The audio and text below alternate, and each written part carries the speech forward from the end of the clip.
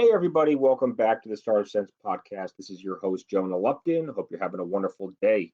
As always, if you have any feedback for me, feel free to email me directly at jonahlupton@gmail.com, and I promise I will get back to you. Today's guest is Logan Cohen. She's calling us from New York. She is the founder of Kudzoo. That is Kudzoo.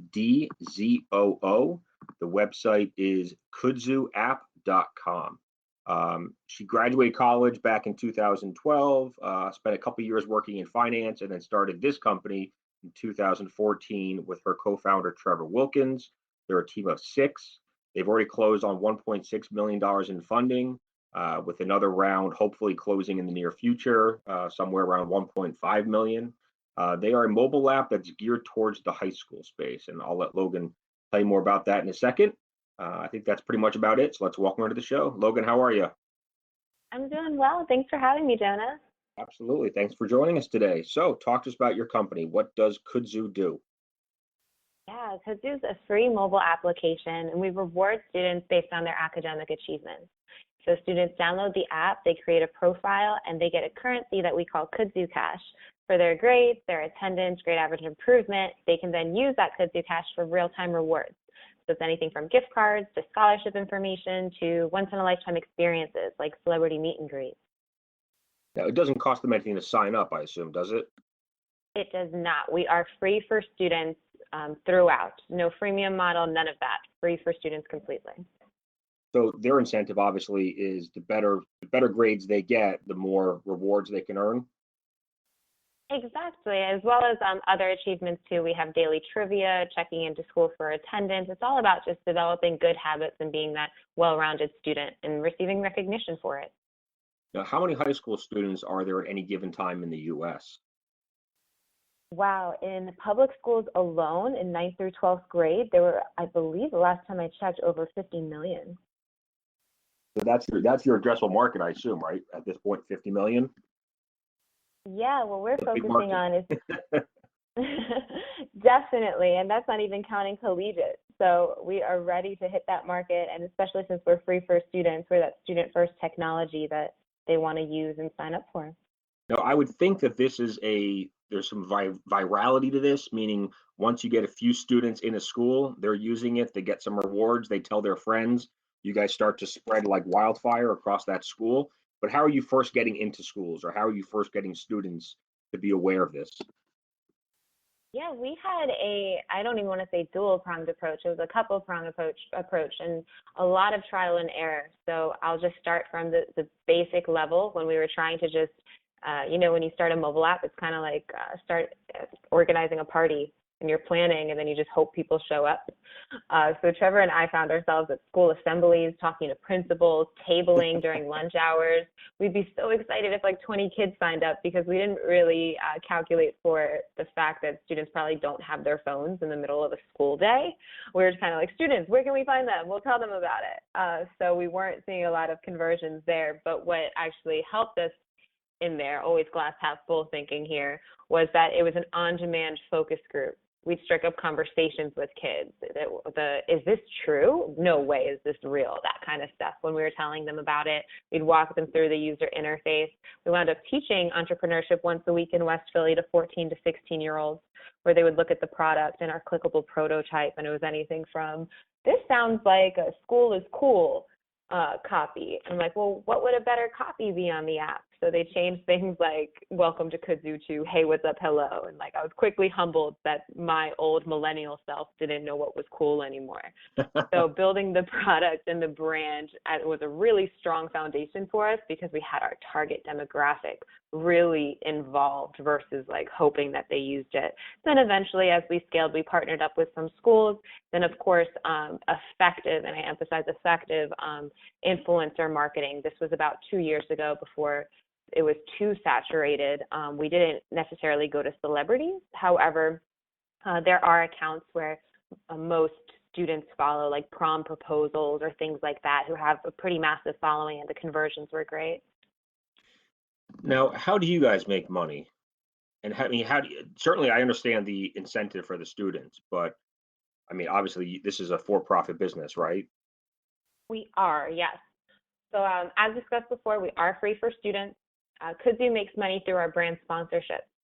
So Generation Z is going to make up over 40% of consumers by 2020.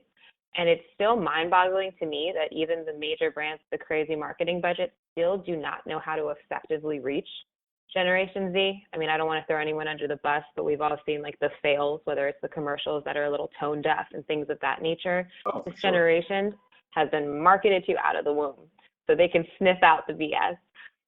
So on Kudzoo, it's a really cool place where ads are rewards, so they can connect with Gen Z through that educational lens without being intrusive or invasive to the marketing or to the user experience.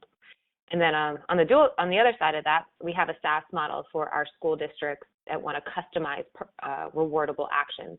So not just the generic rewards that general Kudzoo has. Schools can customize it, and they pay for the program that way. Awesome. Very, very smart. Now, how did you guys come up with this idea? This idea was actually inspired by my co-founder's upbringing. Trevor is from Chicago South Side. He wound up studying sociology at Princeton. And while he was there, he's like, the kids I grew up with were just as smart, if not smarter than me. Why am I here? And why are they down a different path? And he chalked it up to instant gratification and a strong support system at home. His parents paid him for A's, paid him for B's, made him pay them for C's or below. And him and his siblings all went to really good schools. And when we met at a Phillies game of all places, we stayed in touch. And then shortly after graduation, he told me about this idea. And with my background in finance and international business, I wrote out a potential business model, and we said, why don't we try this out? Let's scale it. So you and him are both non-technical founders, which is one of the topics I definitely wanted to talk about. Once you guys had this idea, you put together the business plan, you had to essentially go out and hire developers or engineers, right? Correct. So did you guys bootstrap it and pay for that stuff early on out of your own pocket, or did you raise some seed capital? Early on, we bootstrapped it. And to keep it real with everyone, like it is against most investors' theories or thought processes or checklists to not have a technical co-founder or at least like a CTO early stage in-house. It just so happened that our team, we just weren't engineers, but we had this idea. We wanted to make it happen, and our strengths were elsewhere. So when we looked at part of our strengths, it was almost what we were self-conscious about in the beginning. I'm a female co-founder, and my co-founder, Trevor, is African-American. And we found ourselves usually the only woman and or minority in the room when we were pitching things. And we were young. We were freshly out of college, and we had this idea, and we were still learning every day. But we used that to our advantage in the sense of we wound up bootstrapping through pitch competitions. There are a ton of pitch competitions out there, but the female minority ones, especially 2 years ago, really did well for us because we didn't have the money to come out of pocket with it, but we did seed without giving up equity through winning some pitch competitions. Now I slept on way too many couches, and we were traveling a lot, and some were just a time suck, but it really helped me not only collect some checks, but refine my pitch so that when we did bring in capital, we at least sounded like we knew what we were talking about. Awesome. No, that's smart. And you're right. I mean, most investors are scared off by non-technical founders, but in some cases, there's a great idea. There's a huge addressable market, and it's worth taking the risk. You guys will probably spend more money on engineering than maybe the next startup where there are technical founders, but maybe you don't have to bring in the finance person as quickly because you can do some of that, or the marketing or sales, people, because that's where your strengths are. So. Yeah, exactly. You just wear many hats, as people know in the startup world, and you kind of just you make it happen. And even if it's not the most effective way, to me, I wouldn't do it any other way to date, because we just didn't have access to someone that we would want to bring on the team and give a piece of our company to early on without knowing the quality of their code. So from the time that you started building the apps, or your developers did, to when it was then available in the app stores, how much time had passed? For our MVP, we had it was like 4 to 6 months, but it was a very simple MVP to just have the proof of concept there. Okay. And then you guys have reiterated or changed around that app over time, made some changes? Yes, completely. We've stripped away, we've added, we've A/B tested.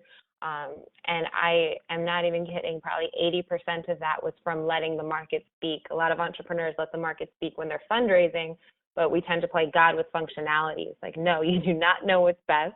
Don't test out your technology with friends and family. They're all going to say you're fantastic, and I can't believe this is your app.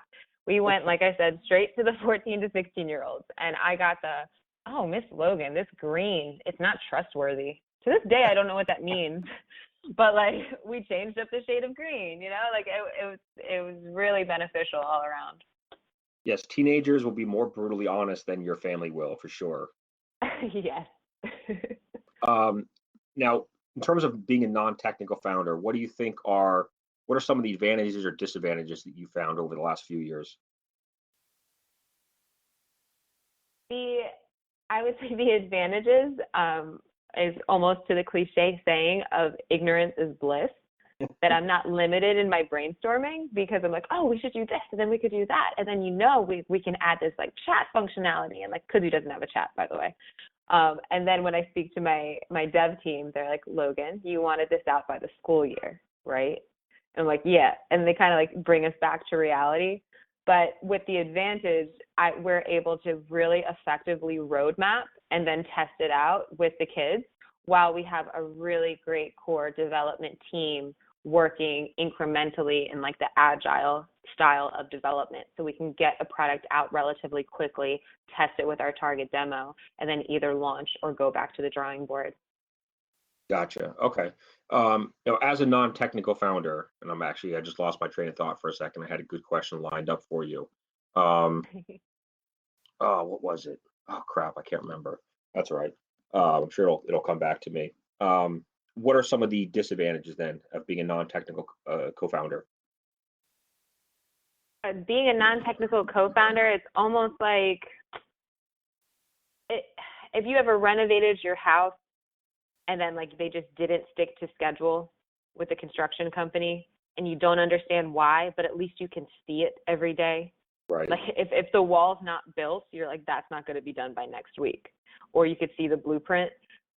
A disadvantage as a non-tech co-founder that I learned the hard way is not learning how many hours something's going to take, or also just I have an incredible dev team, but stuff happens and QA testing happens and bugs happen.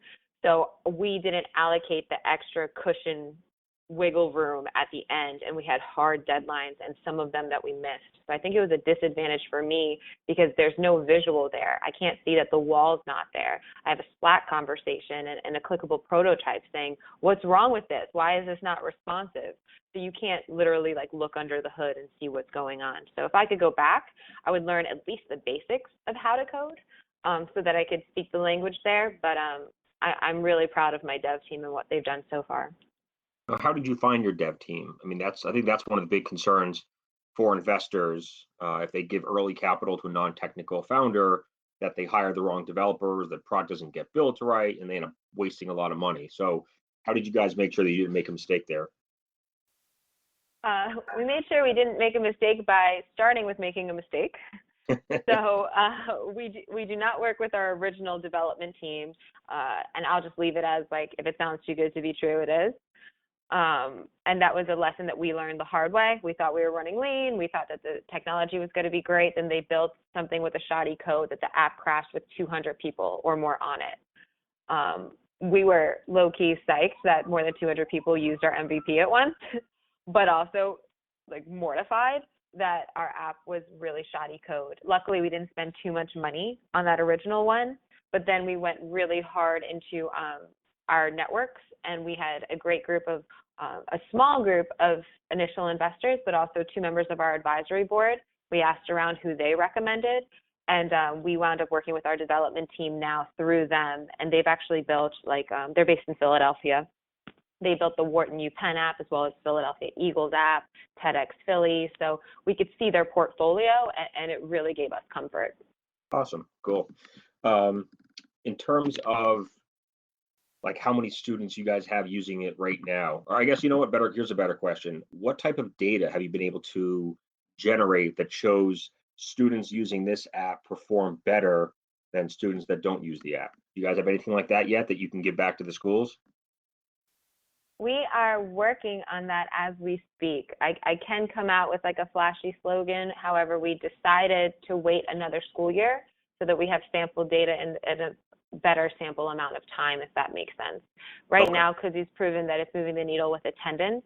By engagement, engagement's a really, to me, broad word, but we're asking our teacher focus group what engagement means, whether it's from the behavioral or academic standpoint. And they've seen improvements via the Kudzoo program, just using our trivia to warm up in class and getting students' attention earlier, so valuable minutes aren't taken away. So it's been really exciting to pull from there, and a Kudzoo case study is going to come out in the first marking period of the school year. And when you guys are doing the trivia, like, does the teacher is there like a teacher login or a teacher dashboard or anything? Yes, for our SaaS model. For the Okay. general Kudzoo app that's free for kids, it's randomized trivia. If the school's participating, then each teacher can customize trivia questions. Okay. Interesting. Very, very interesting. What are some of the other features that you guys have put into the app, either that have been very successful or some features that you put in there that really haven't been utilized that much? Yeah, one that's been successful is when we first started, when a student would submit their report card, we would also ask for their attendance. So we would say, how many days did you miss this marking period? Which was okay. But then we started thinking report cards only come out a certain amount of times a year. How can we boost engagement on a daily basis? So we integrated with Foursquare's API so kids can check into school daily and get that instant gratification of Kudzoo Cash. So that was really positive for improving engagement on the app. Something that wasn't really a hit was we had a section with like badges, but there is no peer-to-peer section. So it was really just like keeping track of my own. And kids just said that they didn't care, or they were confused, or they were like, where are the rewards? What are these badges? So that really wasn't too much of a hit. However, that did inspire for our next version, so more to be determined. But it's launching next week, and we have a leaderboard. So I can't necessarily see your grades, but I can see how much Kudzoo Cash you have on a school level and then on a general Kudzoo level. Leaderboards are always good, especially for the competitive students. Yes, definitely. What have been some of your more popular rewards, and how do you find your sponsors or brands to work with? Our more popular rewards are actually directly correlated with the age group, which has been kind of funny because it's really true. With our teenagers, a majority of them are retail. Okay. But overarching, they love spending freedom. So Amazon's always like at the top of the list, no matter what, because they get to choose what they want, basically. However, retail is really popular with the teenagers. But then when you get to the collegiate market, it's like inverse. The 80% is all food, whether it's like Chipotle, Jamba Juice, Panera, all of those, like 80+% is food in college. So we've seen real popularity there. And then in terms of reaching the sponsors, we either go by popularity with the kids. We poll our students regularly to say, who do you want to see involved? Then we'll contact brand sponsors that way, or we'll contact brand sponsors and say, teenagers getting polled are talking about your competitors. Do you want to increase here? And that's been helpful. Interesting. And then how do you set up the pricing for the sponsors? All by customizable packages. We have different products on the app, ranging from survey questions, call to action banners. They can sponsor certain trivia questions, or just have a brand profile and give out rewards and gain exposure. So depending on what geo-target they're set on, as well as age group and things of that nature, the price point differs. But we stay away from the CPM model. We're more so hyper targeting this specific targeted niche demographic. And what percentage of your users are now in college? We have over 200,000 users in college. So yeah, I guess I would say 20%. Okay. And was that just because they had been using the app while they were in high school, went off to college and wanted to keep using it? A very small amount, actually, which was really, that's a good point. However, last year, this time, we had a little over 100,000 students who were in college. We also go all the way up to graduate school. So we have some adult learners as well, the online universities that anyone in school, they're more than welcome to use Kudzoo. So other than the development stuff, because that's always a challenge for any company, what have been some of the other challenges that you guys have had to face or overcome? Yeah, we faced a real chicken or the egg issue when we first started because kids wanted to see brands, obviously, and our biggest barrier to entry of user acquisition was this is too good to be true. No Right. way. Right. So what kind of rewards are there? Then no major brand sponsor is going to talk to you unless you have that existing relationship. We tried, but like, no, we don't have any users yet, but don't you want to be an exclusive pilot partner? Like that just wasn't working for us. So we had to find out a way to draw either the brand sponsors first or the students first. And we decided to go with the students. So we effectively kept our cost per user acquisition or CAC down. Industry average, I think, is still like over $1, maybe even $2, but we average 30 cents for what we do. And that was just through a lot of market research and some great resources via whether it was influencer marketing or events or referrals and things of that nature. And then we were able to outright purchase some of the rewards. So there was a real power of getting input from the students and then uploading the rewards that they requested the same day or the day after. And that helped us grow exponentially. Now, so you guys, like I said in the intro, you guys have raised, I think it's 1.6 million so far, looking to raise another 1.5 million in the near future. So that puts you over 3. How are you guys spending a lot of that money? A lot of the money is being spent on marketing, but marketing in the sense of keeping the CAC low, but allocating a large percent of that marketing budget to outright purchasing the rewards. Then, of course, on the development too. But with developing the app, a big part of that is a capital asset since it was our first version or two. So how do you think about burn? Like how much cash you guys are spending a month? Does it ever concern you? I mean, what do your investors tell you, in terms of whether or not to be conservative or just go as hard as you can right now? Yeah, I think as a startup, you're always concerned about something, and especially with how you're spending, you want to spend wisely. I think a lot of people try to say, okay, we're working on user acquisition, and you allocate X amount of dollars, but you're not honing in on one technique or another, so you don't know what's working. Was it your Facebook ad, or was it the influencer, or you tried with 5 influencers? Did you give them unique links so you know who brought who? So with us, we are conservative with it, and we think of it in 2 tiers. We have our burn, but then we have a percentage of it that's straight up just discretionary. If we want super happy, engaged users, we're meeting that bliss point that we call it of the rewards that we're restocking. If we need to pull back and be a little tight that month, whether some unexpected expense came up or we're adding to the team or development went over, things of that nature, then we pull back on that discretionary burn. And yeah, do we get some bad reviews? Yes, but then the rewards are coming back once we bring in revenue or fundraise again. Awesome. Now, in terms of the first round that you guys raised, who was that from? Who were your investors? Yeah, we again, it's kind of like being a non-tech co-founder. They do not recommend raising the way that we did, in the sense of we're always raising.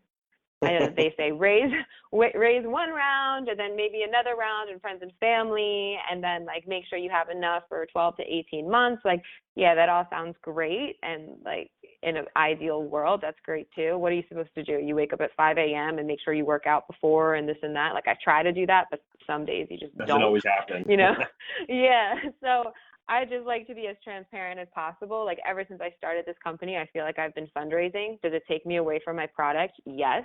Is it the way that people recommend to do it? No, not at all. However, Kudzoo's raised in like 6 or 7 different tranches, meaning at different valuations, and to bring in that 1.6. So when I say like we bootstrapped. And to answer your question, who it's been from all high net worth individuals, as well as my co-founder's alma mater, Princeton University. Cool.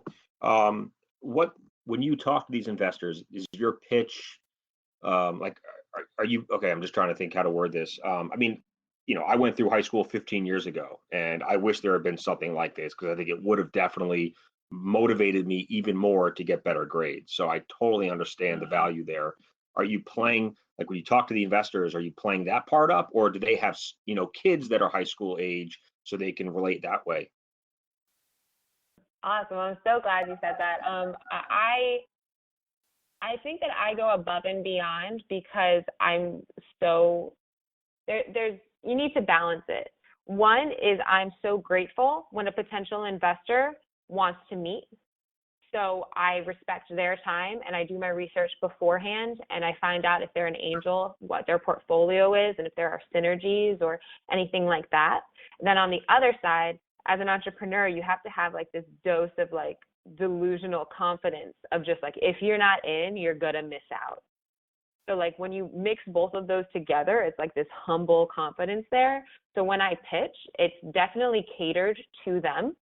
I've cold pitched before where I just didn't have a chance to do research. If you meet at a conference, or I met one of our investors when I was waiting in line at Starbucks, actually. They struck up a conversation about my laptop cover. That was a Kudzoo logo. Oh, that's and awesome. I was like, oh, this poor guy doesn't know what he's getting into right now. So I started like talking about it, and he wound up investing, which was really cool. But that was an example of I couldn't research. So to answer your question, it's all about the market opportunity. You don't want to be too full of statistics, but when I say market opportunities, students check their phones over 150 times a day. And someone knows someone, whether they have kids or they saw a family having dinner at a restaurant and a kid was glued to their phone, they've seen it. What if there's a way to leverage that relationship to engage kids in and out of the classroom? So I don't have to start with like, every six seconds a kid drops out of high school. Like that's true, and that is horrible. But like Kudzoo would love to be one of the resources that are stopping it, but I would never try to deceive people and say we are stopping this, because there are such great nonprofits actually working every day and teachers working every day to do that. So if we are an and rather than an or, that's what my pitch consists of, and it seems to resonate with people that we're just disruptive enough rather than being like, here we are, here's roar. Do you, once again, I forgot my question. Oh, God. I'm trying to come up with questions on the fly and then listen to your answers as well to make sure that you don't answer the question I'm getting ready to ask. And then I get so interested in what you're saying that I forget what I was supposed to ask. So this happens all the time. That happens to me all the time. And as soon as we get off the call, I'll remember. Like, that's just how it works. Okay, I remember. Do you spend any time marketing to parents in hopes that they'll force their kids to use this, or do you just go straight to the kids? We just go straight to the kids. So like when we were whiteboarding the like market penetration, and when you're trying to think of it, like, don't get me wrong, PTAs were definitely on the list.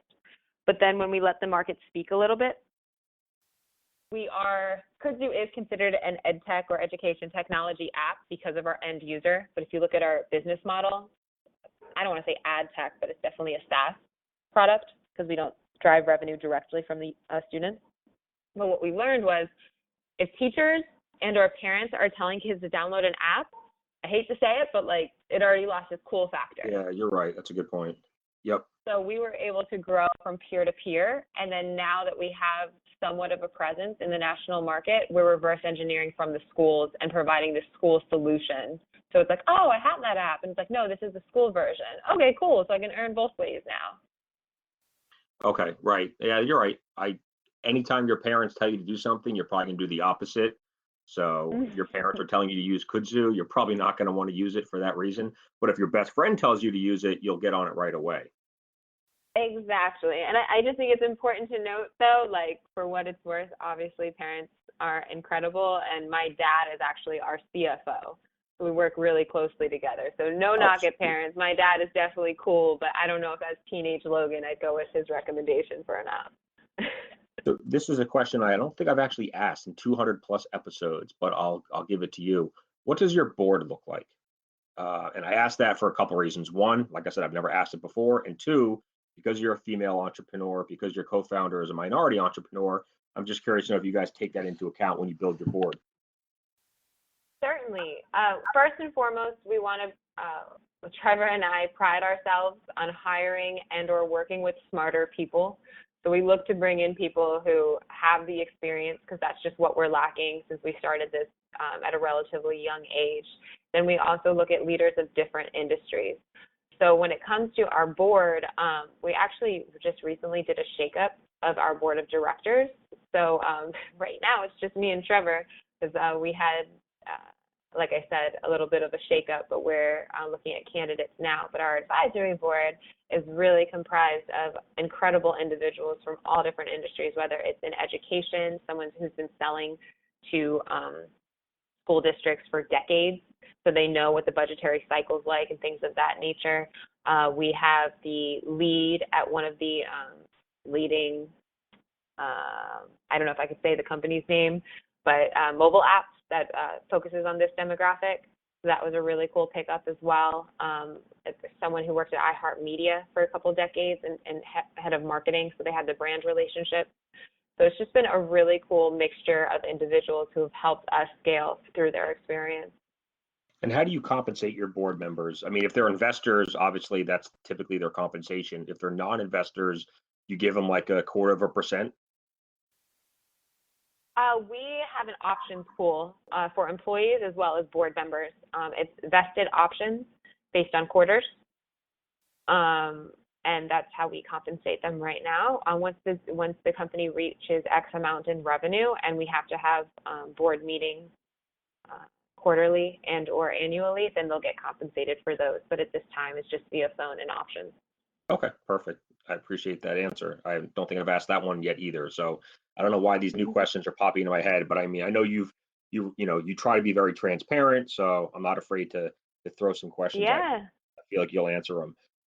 So I've seen your name in half a dozen different articles recently and in different interviews. So how are you getting your name out there? I mean, it sounds like you guys are doing more PR. Is it because you're a female entrepreneur that you're getting picked up by more of these outlets?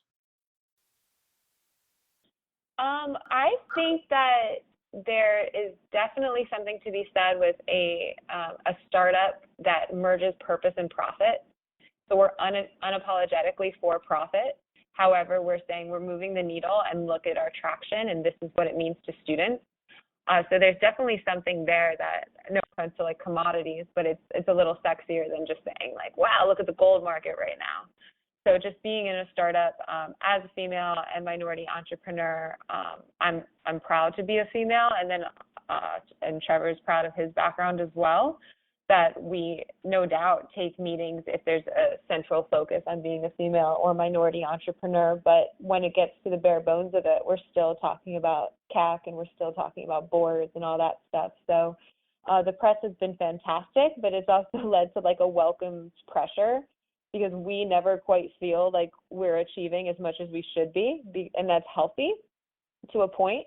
But then when we receive an incredible honor, like in 2016, we got Forbes 30 under 30, which was just like, I couldn't even fathom that. Like, I didn't even know that someone nominated us for it, and to receive that honor, that's incredible. But now it's like, okay, like that's not going to be the peak of our success. Like that needs to be a motivation. I don't want to look back and be like, yeah, that's 25, got this award and all went down from there. Oh, but I mean, it keeps your name out there, so people say, okay, what does Kudzoo do? And I mean, you never know what kind of, you may find your next investor that way, Yeah. or user or brand sponsor, any of that stuff. So I mean, it all helps. It all definitely helps. You're so right, definitely.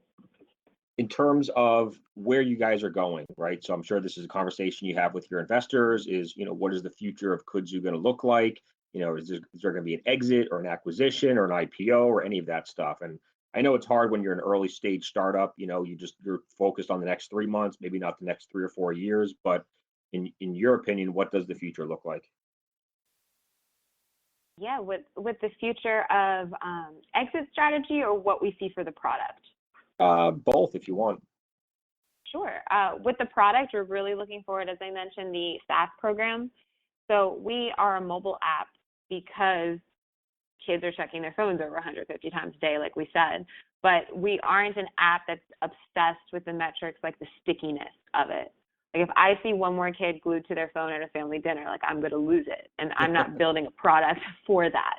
I'm not too old school to say put your phone away, but sometimes it's just ridiculous. So why would I want that time suck of a young person's life because I'm boosting my eyeballs on my app to bring in revenue? Like that just doesn't sit well with me.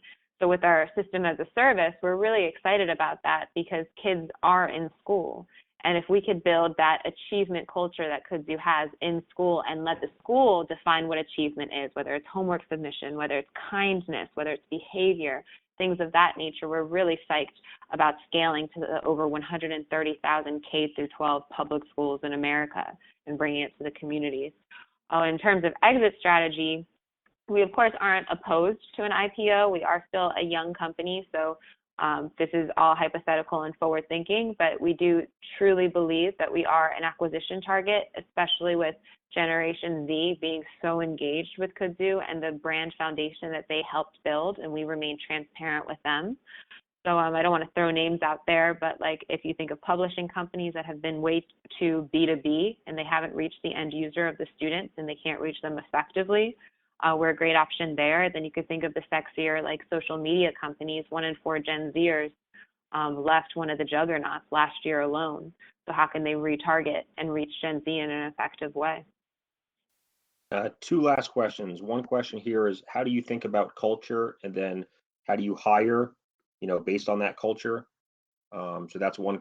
I'll ask that question first, and then the one after that I'll leave. The one after that's gonna be about influencer marketing, but I'll let you answer the culture and hiring one first. Perfect.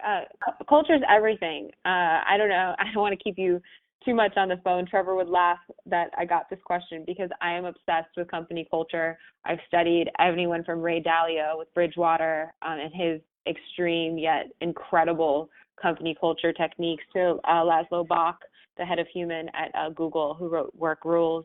I highly recommend studying either one of those and also just making your own. So even when we still have a small team, but like literally 2 to 3 people, I was defining our company culture, then also our culture of what we call with the squad, and that's our users.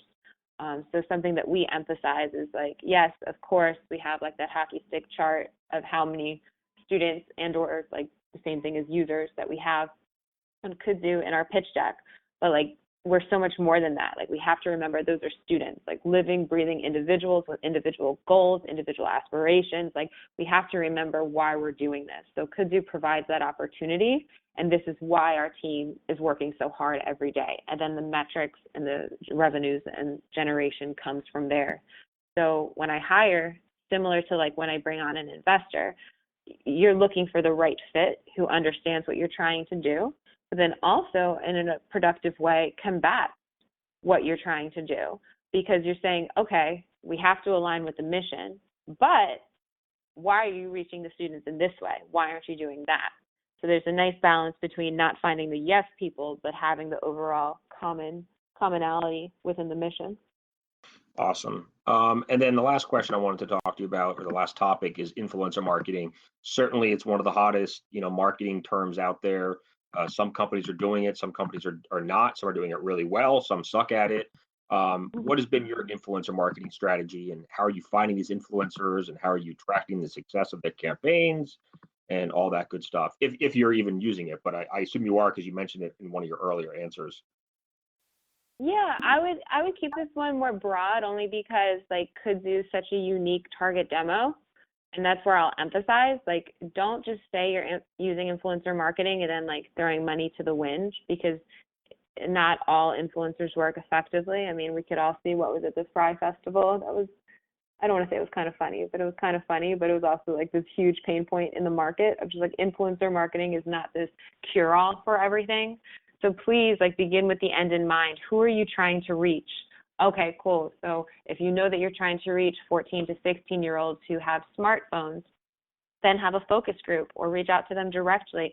Ask them where they get their information. Like, I was studying Google AdWords when we started, and I'm like, why am I doing that? Like, how many students Google get paid for grades or rewards for grades and then want to click an ad from that? Like, that's ridiculous. But I read in a startup article that was what you should do. Like, no. So with that, they said that they follow mostly bloggers and Instagram accounts and those kind of things. And then when I asked for the most popular ones, we crossed out probably over 80% of them, because even though they're wonderful individuals, most of them didn't finish school and really didn't align with us and their messaging. And also, as a lean startup, a lot of them we couldn't afford tens of thousands of dollars per post, which is ridiculous. Some of them are crazy amounts of money these influencers are making. Yeah, like think of your CAC. Like how many users do you think you'll get from one of their posts? Like reverse engineer that and just be like, wow, there's no way that I can receive less than $1 CAC if I'm spending over $200,000 on a post, or $10,000, if that, on a post. We were, to put it in perspective, we were spending like $30 to $50 on each tweet. Oh, okay. Okay. So the lower end of the influencer marketing scale, probably. I mean, you weren't going out and getting a YouTube star and paying them $50,000. No, we have not done that, and I don't plan to do that to date. Like they would have to like knock our socks off to do it. I know companies who have it and it's gone well, and I know companies that have and it's gone completely wrong. And I'm not willing to take that bet. It goes back to like my fiduciary duty of just spending responsibly, and I can't justify that right now. I totally agree. No, I think a lot of companies, they jump into it hoping for the best, and then they end up getting disappointed because they've spent so much money and they don't get a return on that investment. So, I mean, you guys, Exactly. Or just the allure of saying like, oh my gosh, so and so talked about our product, and then the whole thing is like fake because you paid them, and then you didn't get users, but like you personally posted on Instagram. Like that's not entrepreneurship. That's right. vanity.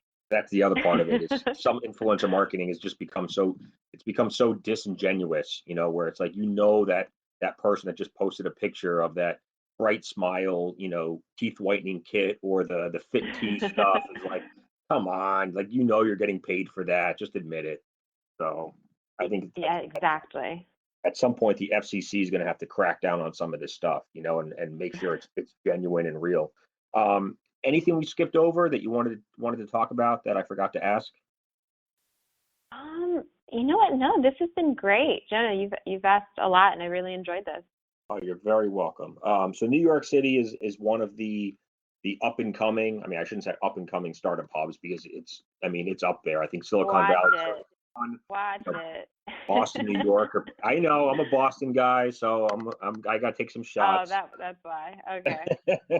No, but I'd say Boston and New York are probably in that number two spot, fighting for the number two spot. They each, depending on which metrics you look at, like, number of startup exits or VC money raised, they go back and forth between two and three. But in your opinion, why is New York a great spot to build a startup? I'm just gonna sound like such a New Yorker, but like I couldn't Do it. imagine building it anywhere else. Like New York is the hub. Like yesterday alone, I started my day with being able to speak at an ed tech accelerator in NYU. Got to meet a bunch of individuals from all over the world who want to make a change in education. Had an investor pitch meeting with a potential investor at a coffee house, and then in the afternoon, go back to my interns and my team. But then at night, Sophia Amoroso hosted an event for girl bosses, and we got to speak on a panel and like learn about future finances of female entrepreneurs. I mean, that was one day in New York, and I just feel like I know other cities have events as well, but there's just this hustle in the air here that you want to strive for more, and then just being part of a startup, it's emphasized. So I'm fortunate that I get to travel. I enjoy brief stints in Silicon Valley. Obviously, they're incredible in the movement that they're making, but there's no place like New York. Awesome. Perfect answer. Yeah, I agree. I mean, if you're building a startup, to me, those are the three spots to do it. Silicon Valley, New York, and Boston. Just there's so much success. There's so many great advisors around you. So many people that you can meet up with, have coffee, learn from them. So, I mean, I'm glad you're in one of those cities, even though are you a Yankees fan? No, I grew up in Philly, so I'm all Philly. Oh, God. Okay. My Red Sox just beat up on your Phillies. I'm sorry. Oh man. It's all right. It's all right. Well, thank you so much, Logan. I really appreciate you coming on the show today and sharing all this stuff with us. You guys are kicking ass. I wish that this app had existed 15 years ago when I was back in high school. Um, but certainly, wish you the best of luck, closing this new round of capital, and certainly feel free to come back anytime and give us some updates. Of course. Thank you so much for having me, Jonas. What is the best way that we can connect with you online? Any social media outlets, websites, blogs, any of that stuff? Yeah, I'm the best on Instagram. So Logan C. So LOGANSEE.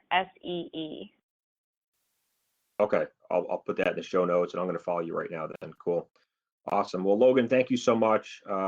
Really appreciate your time, and wish you the best. Thank you, Jonah. Have a good one. Got it. We'll talk soon. Bye.